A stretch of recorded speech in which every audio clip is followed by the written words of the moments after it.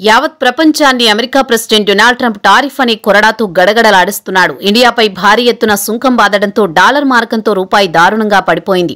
ప్రస్తుతం 88 రూపాయలు దాటిపోయింది. ఇక్కడి నుంచి మరింత పడిపోయినా ఆశ్చర్యపడాల్సిన పనిలేదు. ఎందుకంటే రూపాయి మరింత బలహీన పడకుండా అడ్డుకోవాల్సింది reserve bank of India. Forex మార్కెట్లో రూపాయి మరింత పడిపోకుండా ఆర్బీఐ తమ వద్ద ఉన్న డాలర్లను విక్రయించి రూపాయిని మరింత పతనం కాకుండా కాపాడుకోవచ్చు. అయితే ఎనలిస్టుల అభిప్రాయం ప్రకారం ఎగుమతిదారులకు ప్రయోజనం కలిగించేందుకు అదే సమయంలో తమ వద్ద ఉన్న నిల్వలు కరిగిపోకుండా కాపాడుకోవాలని ఆర్బీఐ భావించి ఉండవచ్చునని చెబుతున్నారు. ఇదిలా ఉండగా మొదటిసారి డాలర్ మార్కంతో రూపాయి గతవారం 88 మార్కును దాటిపోయింది. కాగా ట్రంప్ రోజురోజుకు ఇండియాను వ్యతిరేకంగా నిర్ణయాలు తీసుకోవడంతో దేశీయ స్టాక్ మార్కెట్ నుంచి విదేశీ పెట్టుబడులు తరలిపోతున్నాయి. గత నెల ఆగస్టు 27వ తేదీన ఇండియాకు కోలుకోలేని దెబ్బ తగిలింది. America president Donald Trump Russia నుంచి ముడి చమురు దిగుమతి చేసుకుంటున్నందుకు ఇండియాపై ఏకంగా 50% టారిఫ్ పెంచిన టారిఫ్ గత నెల 27 నుంచి అమల్లోకి వచ్చింది. దీంతో మార్కెట్లో సెంటిమెంట్ దెబ్బతింది. ఫారెక్స్ మార్కెట్లో డాలర్ మార్కంతో రూపాయి స్వల్పంగా క్షీణించింది. దీనివల్ల ఎగుమతిదారులు లబ్ధి పొందుతారు. ఎందుకంటే ఎగుమతిదారులకు తమ ప్రాడక్టులపై డాలర్ రూపంలో చెల్లింపులు వస్తాయి కాబట్టి ఎక్స్పోర్ట్స్ కు లాభదాయకమే. అలాగే ఐటీ రంగానికి చెందిన కంపెనీలకు కూడా లాభమే. ఇండియా నుంచి ఎగుమతులన్నీ డాలర్లలోనే జరుగుతూ ఉంటాయి కాబట్టి ఎగుమతిదారులు మాత్రం ఖుషీగా ఉంటే దిగుమతి చేసుకునే వ్యాపారులు మాత్రం దిగుమతి చేసుకున్న వస్తువులపై అదనంగా చెల్లించుకోవాల్సి వస్తుంది. డాలర్ మార్కంతో రూపాయి బలహీనపడితే విదేశీ బయ్యర్స్ కు ప్రాడక్టు చౌకగా లభిస్తాయి. దీంతో మార్కెట్లో పోటీతత్వం పెరుగుతుంది.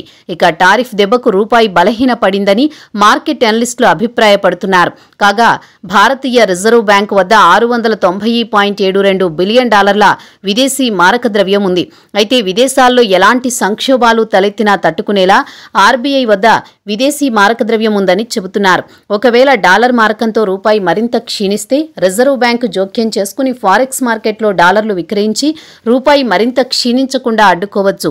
గత నెల ఆగస్టు 29వ తేదీన ఫారెక్స్ మార్కెట్లో ఇంట్రాడేలో డాలర్ మార్కంలో రూపాయి 88.31 మార్కుకు దిగివచ్చింది. మార్కెట్ ముగిసే సమయానికి కాస్త కోలుకుని 88.20 వద్ద స్థిరపడింది. ఇక సెప్టెంబర్ 1వ తేదీ నాటికి చూస్తే డాలర్ మార్కంలో రూపాయి 88.20 వద్ద క్లోజ్ అయ్యింది. అయితే అదే రోజు ఇంట్రాడేలో ఆల్ టైమ్ హై 88.33 మార్కుకు ఎగబాకింది.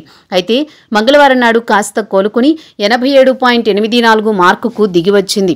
అయితే మంగళవారం నాడు ఇంట్రాడేలో 88.16 కనిష్టానికి పడిపోయింది. కాగా గత 3 ట్రేడింగ్ సెషన్లలో ఆర్బీఐ పరిమితి స్థాయిలో జోక్యం చేసుకున్నట్లు తెలుస్తోంది. ఇక ఫారెక్స్ మార్కెట్లో రూపాయి ఎలా ట్రేడ్ అవుతుందో రిజర్వ్ క్షుణ్ణంగా గమనిస్తోంది.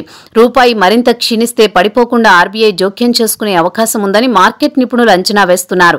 కాగా సెంట్రల్ బ్యాంకు 87.80 మార్కు కంటే మరింత క్షీణిస్తే ఆర్బీఐ జోక్యం చేసుకునే అవకాశం ఉందని చెబుతున్నారు.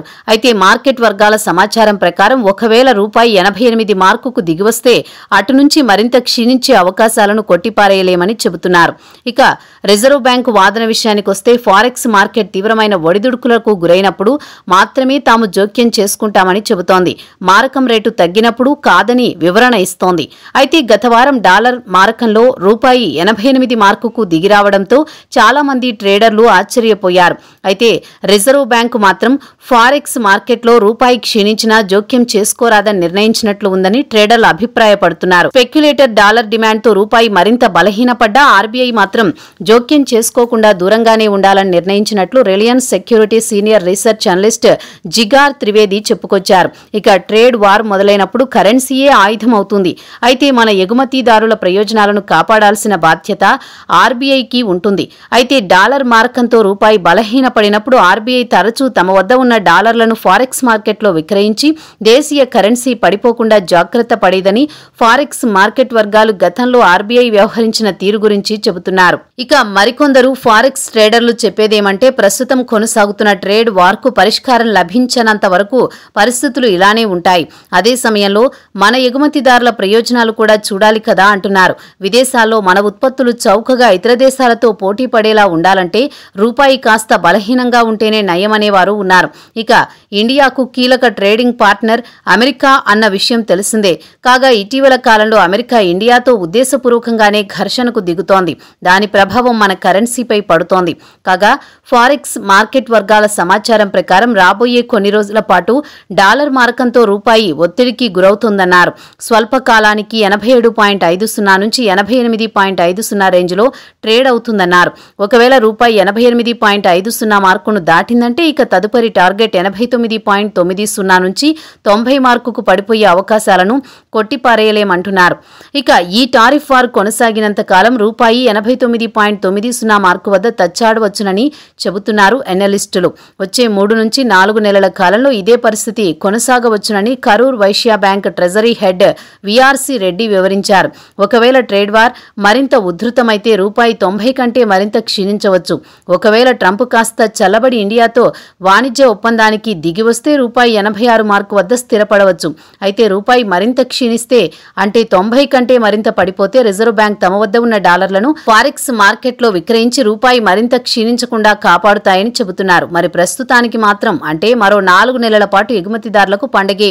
అలాగే విదేశాల నుంచి ముడి సరుకును దిగుమతి చేసుకునే వారికి మాత్రం కష్టాలు తప్పేట్లు లేవంటున్నారు ఫారెక్స్ ట్రేడర్లు.